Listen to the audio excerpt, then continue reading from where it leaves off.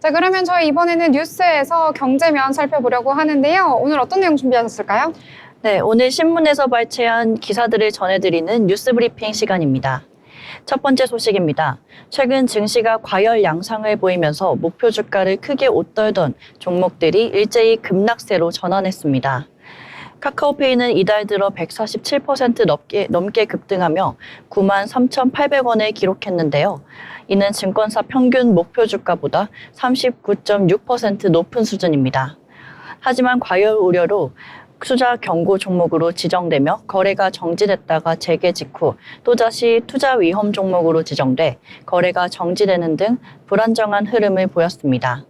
카카오게임즈, 카카오뱅크, 미래에셋증권 등도 모두 급등 후 하락세를 보였습니다.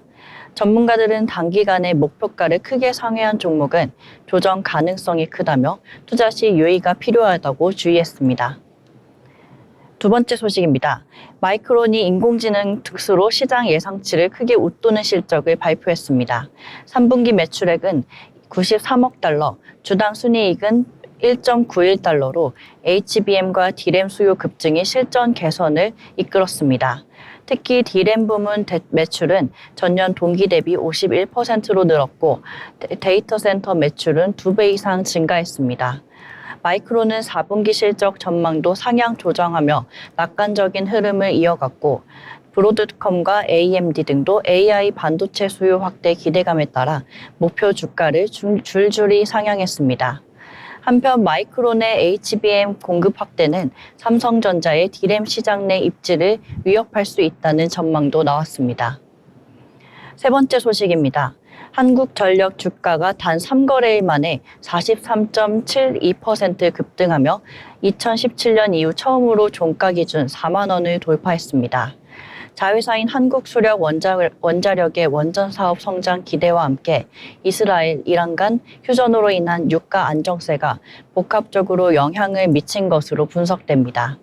한전은 유가에 민감한 LNG, 석탄 등을 발전 연료로 사용하는 구조이기 때문에 원가 부담 완화가 주가에 긍정적으로 작용한 것으로 풀이됩니다. 전기 요금 인상 필요성 및 실적 턴어라운드 기대감도 한전 주가 상승을 뒷받침하고 있다는 평가입니다. 네 번째 소식입니다. 서울 아파트값이 6년 9개월 만에 최대 상승폭을 기록했습니다. 6월 넷째 주 기준 서울의 매매 가격은 전주 대비 0.43% 상승해 2018년 9월 이후 최대폭 상승을 나타냈습니다.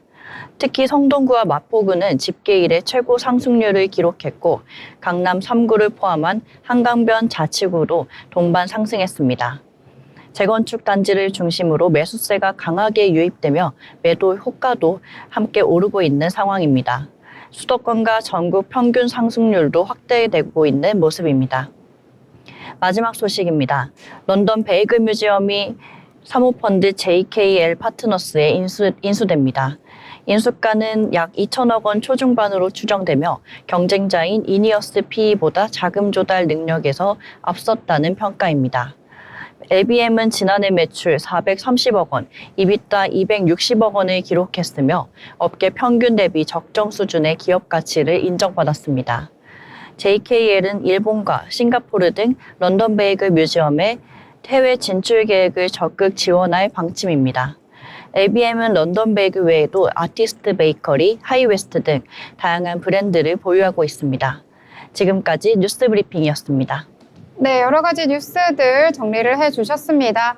특히 원전 같은 경우에는요, 이제 원전주뿐만 아니라 원전을 해체하는 새로운 테마도 생길 것으로 예상이 되고 있는데요.